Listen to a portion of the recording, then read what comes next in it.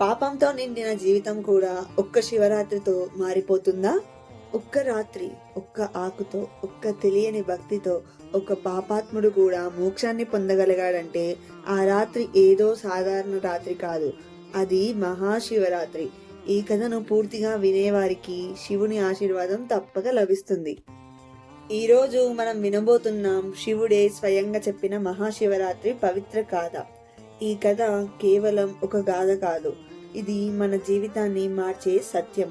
చాలా కాల క్రితం ఒక అడవిలో శుశ్వరుడు అనే వేటగాడు ఉండేవాడు. అతడు పేదవాడు, కానీ హృదయం మాత్రం కఠినమైనది. వేట చేయడం అతని జీవితం, హింసే అతని వృత్తి. పాపం, పుణ్యం, దేవుడు ఏది అతని పట్టించుకునే విషయం కాదు. ఒకరోజు అతడు వేటకు వెళ్ళాడు. సూర్యుడు అస్తమించిపోయాడు. చీకటి అడవిని కమ్మేసింది. కానీ ఆ రోజు అతనికి ఒక జంతువు దొరకలేదు. ఆకలి, భయం, నిరాశ. అడవిలో రాత్రి గడపడం అంటే మరణంతో ఆట ఆడటమే. అప్పుడే అతడు ఒక పెద్ద బిల్వపత్ర వృక్షం చూశాడు.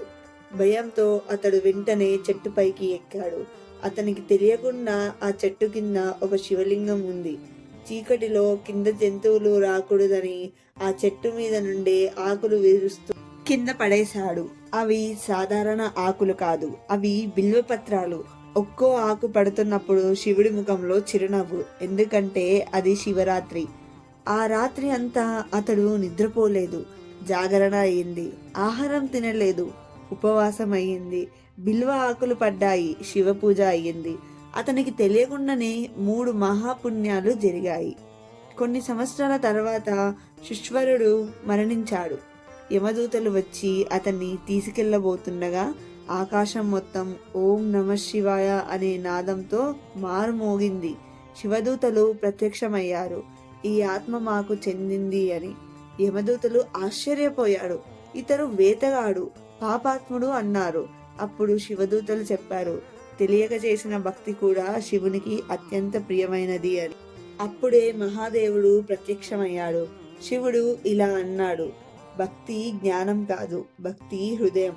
తెలుసుకుని చేసిన పూజ కంటే తెలియక చేసిన స్వచ్ఛమైన నమ్మకం నాకు ఎక్కువ ప్రియం అని. అలా శుశ్వరుడికి మోక్షం లభించింది. ఈ కథ భావం ఏమిటంటే, మనము పరిపూర్ణులు కావాల్సిన అవసరం లేదు. మన హృదయంలో కొంచెం శివుని కోసం స్థానం ఉంటే చాలు.